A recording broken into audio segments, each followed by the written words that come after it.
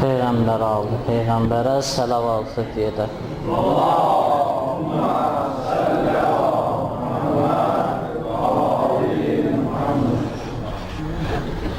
Əuzu billahi minəşşeytanirracim. Bismillahirrahmanirrahim. Elhamdülillahi rabbil alemin. والصلاة والسلام على أشرف الأنبياء والمرسلين حبيب قلوبنا وشفع ذنوبنا أبا القاسم محمد اللهم صل على محمد وآل محمد وآله الطيبين الطاهرين سيما بقية الله في الأراضين ناموس الدهر حجة ابن الحسن. قال الله في كتابه الكريم أعوذ بالله من الشيطان الرجيم بسم الله الرحمن الرحيم قد أفلح من زكاها وقد خاب من دساها. صدق الله العلي العظيم. İbadat, itaətlərimizin, dualarımızın qəbuluna Muhammed adı Muhammedə səlavat edəyəm. Allahümme salli ala Muhammed ve ali Muhammed. Mübarək günlərdir. Allah-u Teala'nın bəndələri üçün fürsət qoyduğu günlərdəndir. İkinci Qədir gecəsidir, ikinci Əhya gecəsidir. Biz birinci Əhya gecəsində qeyd elədik, İnsan üçün ən mühüm, dəyərli varlıqlardan biri insanın qəlbidir ki, Allah onun üçün qərar verib. Allah yanında çox dəyərlidir. Allah Müteal Qur'anda dəfələrlə işarə eləyir buna. Buyurur, kim bu qəlbin təmizləyərsə, ayədə buyurur, kim nəfsin təmizləyərsə, o artıq nicat tapmışdır. Hər kim bunun üstündə işləməzsə, hər kim bunu təmizləməzsə, bu qəlbin təmizləməzsə, o həlakətə uğramışdır. Kafirlərin halından danışanda Allah Müteal buyurur, فِقُلُوبِهِمْ مَرَضٌ فَزَادَهُمُ اللّٰهُ مَرَضًا. Onların qəlblərində xəstəlik var. O xəstəliyi də Allah artırar. Yəni bir insanlar var cəmiyyətdə, bir iddə insanlar var. Onlar görürsən yaşayırlar, dolanırlar, pulları da var, malları da var, heç bir çətinlikləri də yoxdur. Bəzən olur deyirlər ki, bu adamlar heç Allaha ibadət də eləmədilər, itaət də eləmədilər, hər şeyləri yaxşıdır. Amma biz o tərəfin unutmuşuq ki, Allah Müteal kafirlərin ömrünü uzatmaqla, fasiqlərin ömrünü uzatmaqla onların cəzalarını çoxaldır. Allah Müteal onlara fürsət verir ki, onların cəzaları çoxalır. Qiyamət günü hesab kitab olunacaqlar. Möminlər bu dünyada çəkdikləri əziyyətlərə görə ahirətdə sorğu-sual olunmayacaqlar. Onlar rahat imtahan verəcəklər. Amma o insanlar ki var, onlar bu dünyada zülm eləyərlər, heç kimin haqqına riayət eləməzlər. Allah Müteal buyurur, bunların qəlbləri möhürlənir. Qəlbləri möhürlənər bunların. Bu Allah yanında çox mühümdir. Allah Qur'anında işarə eləyir. Buyurur, gərəkdir ki, bu qəlbi insan neynəsin? Diriltsin. Biz deyirik ki, Əhya gecəsi. Bu gecələr əhya gecələridir. Əhya sözü həy sözündəndir, yəni diriltmək, dirilik. Bu gecədə insanların ruhu dirilir. Allah tərəfindən o bədənlərə yeni ruh verilir. İnsan gərəkdir bunun qədrini bilsin. Həmən qədir gecəsi alimlər, əxlaq alimləri bənzədiblər, qiyamətə bənzədiblər qədir gecəsini. O qiyamət ki, Allah Müteal Qur'anda buyurur, يَوْمَ لَا يَنْفَعُهُ مَالٌ وَبَنُونَ إِلَّا مَا آتَى اللَّهُ بِقَلْبٍ سَلِيمٍ. Qiyamət günü nə mal, nə dövlət, nə övlad heç bir fayda vermədiyi zaman insana fayda verən salim qəlbdir, təmiz qəlbdir. O qəlb ki, insan onu təmizləyib. Nədən təmizləyib? Onu yalandan təmizləyib, onu haramdan təmizləyib, onu riyadan təmizləyib, onu yetim malına əl uzatmaqdan təmizləyib. Qəlb, yəni bu ürək deyil əslində, bu deyil. Qəlb, yəni o insanın həqiqi cövhəri, o ki insan nəşət tapır ondan, Allah o ruhu verib insanın özəyi, ona deyərlər qəlb hədislərdə, budur. İnsan əgər bu şeylərdən təmizləsə, Həzrəti Əmir buyurur ki, qəlbinin qapısında bir it qərar verginən. Yəni nə? Həzrət demək istəyir ki, sən qəlbinin qapısında bir nəfəri saxlamalısan, hər gələnə icazə verməsin içəri girməyə. İçəri girməyə əgər məhrəm adamdırsa girməlidir. İnsan öz evinin içinə qapıdan məhrəm adamları buraxar. Qapını açmaz ki, tay kim gəldi girsin içəri. Allah Müteal buyurur, qəlbinizin qapısında bir nəfəri qərar verin, o hər kəsi içəri buraxmasın. O içəridə hər kəsin oturmağa haqqı yoxdur. Hər adam orada otura bilməz. Orada kimlər oturmalıdır? O paklar oturmalıdır. Yəni qəlbinə sən o şəxsləri buraxmalısan, o şeyləri buraxmalısan, o əməlləri buraxmalısan ki, sənin qəlbini məhv eləməsin. Allahın evidir, Allahın hərəmidir qəlb. Əgər sən ora şeytana yer versən, Allah orada qərar tutmaz. Allah cisim deyil, nəuzubillah, hardasa yerləşsin. Yəni Allahın təcəllası olmaz o qəlbdə. Buyurur, çox mühümdür, insan buna diqqət eləsin. Və qəlblərin diriliyi istiğfarlandır. Qəlbin dirilməyinin nişanəsi istiğfardır.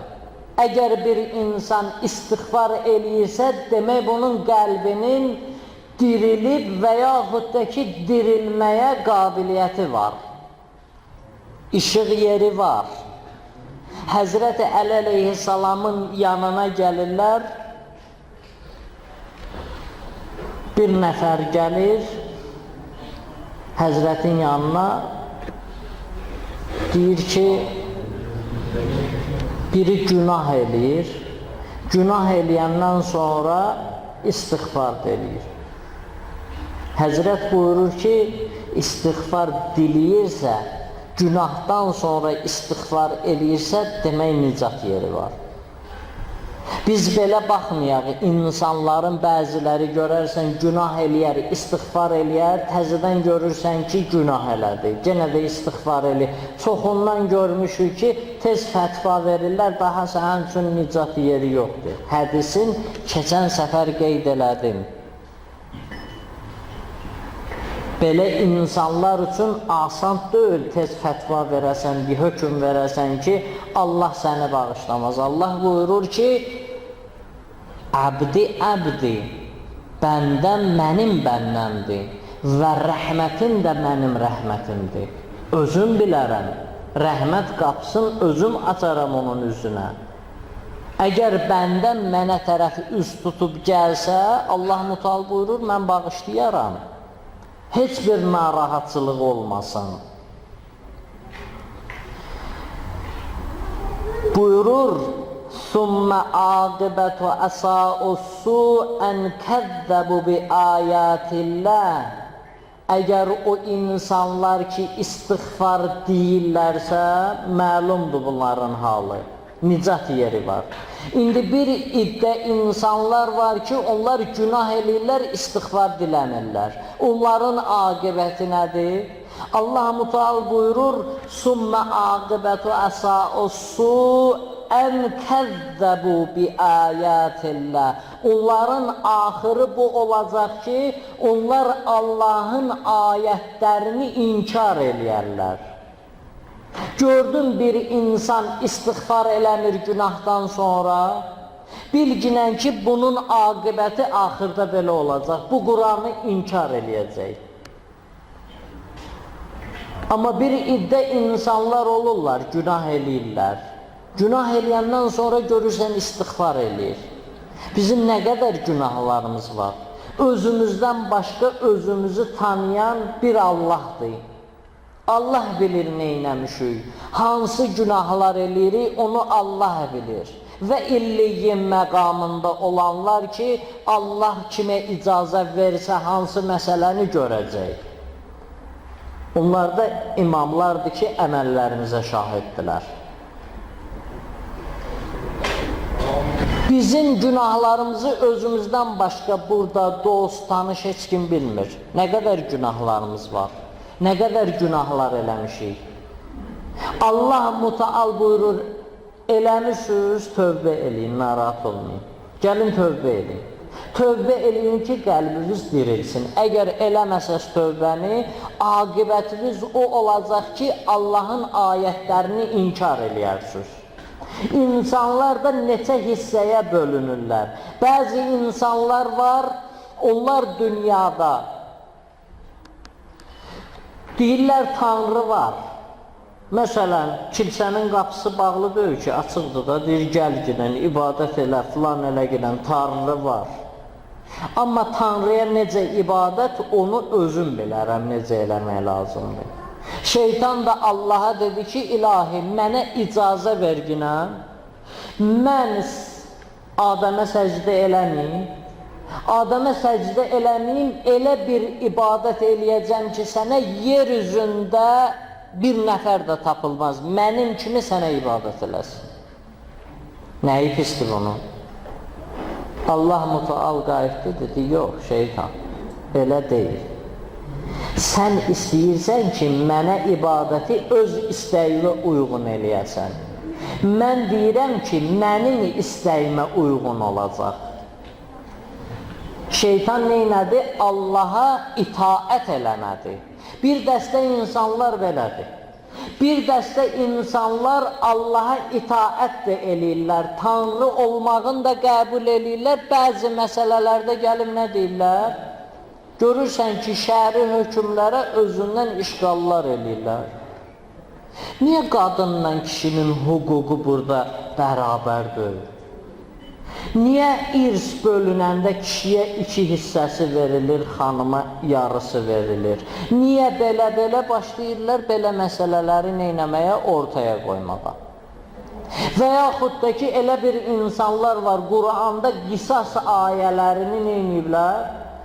İnkar eləyirlər, deyirlər ki, bu yaxşı bir şeylər deyil. Necə olur bu adam? Bu şallaqlanacaq, bu asılacaq, nə bilim, nə olacaq, filan olacaq, belə şeylər, bu yaxşı bir şeylər deyil. Quranda ayələri var da bunların. Quranda bunların hökmləri var, hədislərdə hökmləri var. Bu nədir? Allahın işinə qıraqdan müdaxilə eləməkdir. Bu da bir növ Allaha itaətsizlikdir. Biz hikmətin dərk eləmirik, ona görə bu cür eləyirik. Əgər biz hikmətin dərk eləsək bu şeylərin, kökün bilsək, niyə Allah belə qoyub, ondan sonra etiraz eləmərik. Ona görə bizdən nə istənilir? İtaət və Allahın kitabından xəbərdar olmaq istənilir. Açaq bu kitabı oxuyaq, görək nə var bu kitabda. Nə deyir Allah Mütəal bizə? Buyurur, aqibətləri belə olar. Və Allah Mütəal özü bir dənə müjdə verir. O insanlara ki, onlar günah əhlidirlər, xəta əhlidirlər. İlahi Pərverdigara gəlmişik, Qədir gecəsidir. Yenə də bir il üstündən keçdim, mən gəldim qapıva, hesab kitab eləyirəm, özümü görürəm ki, kifayət qədər günahlarım var. Baxıram, görürəm ki, ilahi, mən yenə də nədir xətalarla gəlmişəm. Mənim üzüm yoxdur. Hansı üzlə qapıva gəlim? Bunu baxıram günahlarıma, görürəm belədir. Amma Allah nə buyurur? Buyurur, ya əyyuhəl-ləzīnə āmənu, ey iman gətirənlər. İstəcibu lilləh və lirrəsul izə dəakum limə yuhyikum. Ey iman gətirənlər, Allahdan, Peyğəmbərindən istəyin o şeyləri ki, sizi çağırırlar, nəyə çağırırlar bizi? Qəlbinizi diriltsinlər. Sizin qəlbinizi diriltmək üçün bunlar sizi çağırırlar. Gəl, gəlginən, özündə necə gəlginən? Buyurur, Allahın rəhmətindən naümid olmaginən, ya ibadiyyəlləzi, əsrəfu ələ ənfusihim, lə təqnətu min rəhmətilləh. Ey o kəslər ki, ey Allahın o bəndələri, ey mənim bəndələrim. Allah Mütəal gör necə danışır. Ey mənim bəndələrim ki, öz nəfsünüzə, canınıza əziyyət eləmişsiniz, israf eləmişsiniz ömrünüzü, məhv eləmişsiniz ömrünüzü. Günahla, qeybətlə, yalanla, min cür günahla ki, bu nəfsi sən məhv eləmişsən, israf eləmişsən ömrünü, gəl ginən Allahın rəhmətindən naümid olma ginən. Gəl, neyniyəcəm mən? Buyurur, gəl ginən, mənim qapıma gəl ginən, mən sizin günahlarınızın hamısını bağışlayaram. Hamısını bağışlayaram. Hədis-i Qudsidə Allah Mütəal buyurur, Adəm övladına nida eləyir, bizlərə nida eləyir, buyurur, Mən əsbəhə harisən alə dünya və fil-axirəti illə cuhda. Buyurur ki, əgər dünya malına həris olsa bir nəfər, bunun bütün arzusu, bütün düşüncəsi dünya malı olarsa, həmişə dünya fikirləşərsə, öz qəlbinin dirilməyi üçün çalışmazsa, onun üçün nə olacaq? Buyurur ki, qiyamət günü sadəcə onun üçün peşmançılıq qalacaq, boş-boş çalışmaq qalacaq. Bu dünyadakı qaçırdı ora-bura, fəqət o qalacaq onun üçün. Nə qohum, əqrəba, övlad, heç kim orada fayda verməyəcək. O ki, ayədə Allah Mütəal buyurur, fayda verməyəcək. Nədir o məsələlər? Görürsən, namaza başlamır, deyir ki, birdən mənə pis baxacaqlar. Oğlu üçün dini, Allahın istədiyi kimi şadlıq məclisi qurmur, dostum toya gəlməyəcək.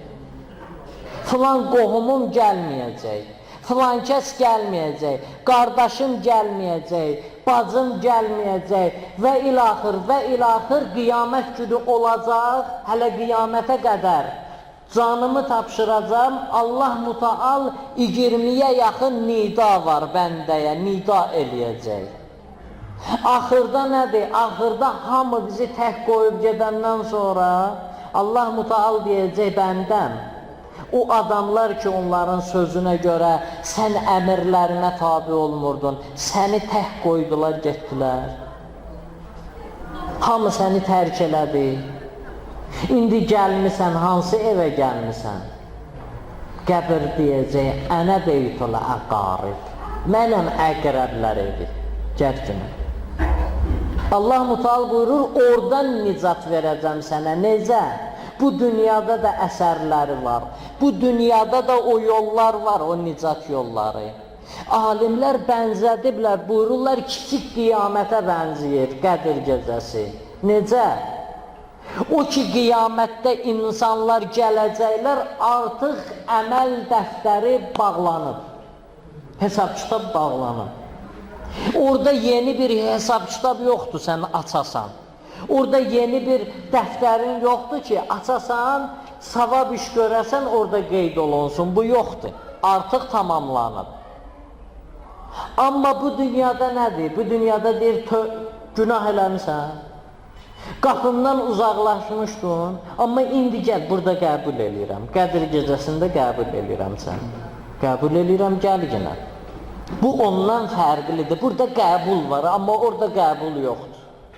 Orada əməllərin aqibətidir. Neynəmişsən, onun hesab kitabını verərsən.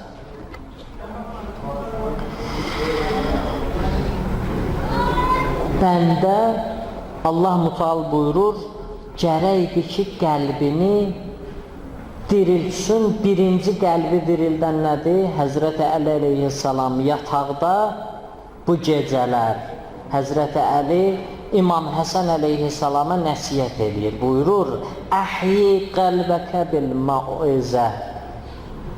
Oğlum, sən qəlbini muizə ilə diriltişinə. Necə? Tarixdə insanlar olublar. Bir nəfər arif olub, bu insanın əvvəli bu ancaq tar çalırdı, tar çalan idi. Gəldi bir yerə, tarı xarab olub, gəlib İsfahanın bir məmləkətin, İsfahanın bir ərazisi var idi. Gəldi ora, bir yaşlı bir kişi bunun qabağına çıxdı, bunun da bir 30-dan yuxarı yaşı var idi, 40-a yaxınlaşırdı yaşı. Dedi ki, mənim tarım xarab olub, tar düzəldən harda var burada? Həmən yaşlı ona dedi, get filan yerdə düzəldirlər. Amma cavan, unutma ginən, sənin bu tarın ki düzəlməyə ehtiyaclıdır, ustaya möhtacdır, bu ruhun da bir ustaya möhtacdır. O sözü ona təsir elədi. Gəldi, dövrünün arifi oldu, Cahangir xan Qaşqai adında bir nəfərdir. Böyük alimlər bunun tələbəsi olurlar. Böyük alimlər. Yəni insan nədir? Bəzən bir dənə söz insanı dirildər. Gedirsən, əczaxanadır, başın ağrıyır, baş ağrı dərman alırsan. Dişin ağrıyırsa, diş ağrı dərman alırsan. Bütün əczaxanada olan dərmanları yığıb aparmırsan ki, aptekdə olan dərmanların hamısını yığıb aparmırsan ki. İnsanda da bu cürdür. İnsanın hər hansı bir xəstəliyi varsa, insan öz payın götürür muizədən. Mənim əgər yalanda müşkülüm varsa, mənim əgər müşkülüm budur ki, qeybət edirəmsə, mənim müşkülüm budursa, başqa naməhrəmə baxıramsa, muizədə hərə öz payın götürür. Ona görə tövsiyə olunur ki, insan qulaq assın və ən gözəl muizə eləyən Allah Mütealdır. Ondan o yana muizə eləyən yoxdur. Muizə eləyənlər də onun sözünü deyirlər, onunla çağırırlar. Buyurur, ey Adəm övladı, yəbnə Adəm, ma min yevmin cədidin illa ya'tikə min indi rizqun cədid. Ey Adəm övladı, elə yeni bir gün yoxdur ki, təzə bir gün yoxdur ki, məndən sənə təzə ruzilər gəlməsin. Və ma min leylətin illa və ya'tini mələikəti min indikə bi'əməlil qəbih. Elə bir gecə yoxdur ki, mənim mələikələrim səndən mənə yeni günahla gəlməsinlər. Mən səhər sənə yeni ruzi göndərirəm, mələikələrimə göndərirəm sənin üçün. Günün açılır, gedirsən işin dalısıca ruzi verirəm sənə, amma axşama kimi sən neyirsən? Ruzilərimi yiyirsən, amma mənə nədir? Mələikələrim qayıdır, gəlir bir ətək günahla. Bəndən yenə də günah edir. Deyir Allah Müteal bunları bir-bir sayır, buyurur: Yəkulur rizqi və təsini. Sən mənim ruzimi yiyirsən, amma mənə günah edirsən. Və ni'məl mövla ənə. Mən nə gözəl Allaham. Və əntə bisəl əbd. Sən nə pis bəndəsən. Belə bəndəçilik olar. Belə bəndə Allahçılıq olar. Bu cür münasibət olar Allahla bəndə arasında. Axı mən sənə vəd verirəm. Deyirəm ki, gəlginən tövbə eləginən. Gəl bu qapıya tövbə eləginən, mən səni bağışlayıram. Niyə gəlmirsən? Rivayətdə var, insanın qəlbini yandırır bu rivayət. Buyurur, əgər bir insanın saqqalında, üzündə bir ağ tük çıxsa, Allah Müteal deyəcək ki, mən utanıram artıq ona əzab verim. Mən həya eləyirəm, o bəndəyə mən əzab verim. Bunun saqqalı da ağardı, ömrü keçir bunun, saqqalı da ağardı, amma bu həya eləmədi. Mənim qapımda bu vəziyyətə gəlmirsən, sən məndən həya eləmirsən, bəndə, amma mən səndən həya eləyirəm, Allah Müteal buyurur. İnsanlar mühümdür ki, bunun üstündə çalışsınlar. Əgər insan bunu diriltməsə bu qəlbi, bu gecələr ki, bizim üçün qəm, qüssəli gecələrdir, Həzrəti Əli əleyhissalamın yataqda olduğu gecələrdir, bunu kim elədi? Mülcəm ibn Muradi. Kimdir bu mülcəm? Rahatdır bugün məclisdə mən otururam, məsciddə otururam, mülcəmin adı gələn kimi lənət deyirəm, bu çox rahatdır. Amma bu mülcəm kimdir? Bunun həyatı haqqında bir araşdırmışam. Mülcəm Yəməndən olan, yeganə Yəməndən bir xain çıxıb, o da mülcəm olur. Yəmən həmişə Əhl-i Beytə sadiq olur. Yəməndən çıxan bu mülcəm, bunu Yəməndən Əli əleyhissalamın yanına belə göndərmişdilər bir vaxt. 100 nəfər insanın içindən 10 nəfəri seçdilər ki, bizim içində ən imanlı insanlar bunlardır. Bu 10 nəfəri seçsək, bunlar geçsinlər Həzrəti Əli ilə görüşsünlər. O 10 nəfər də dedilər ki, indi gəldik, biz çatdıq bu şəhərə, qabağa kimi verək? Ən imanlısı kimdir? Dedilər mülcəm. Mülcəmi verdilər qabağa. O mülcəm ki, Həzrəti Əli əleyhissalama öz məhəbbətini, eşqini elan edirdi. Deyirdi ki, ya Əli, mən sənə aşiqəm. Mən səni çox istəyirəm. Axırı nə oldu? Mülcəmi o vəziyyətə gətirən nədir? Şəhvəti. Mülcəmi o vəziyyətə gətirən hərisliyi.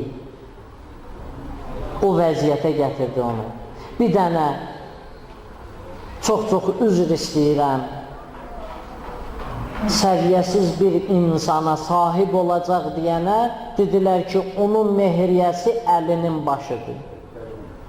Ged əlinin başına zərbə vur dinən, gəl sonra quddama sənə veriləcək. Bu nədir? İnsanı məhv eləyən xislətlərdir.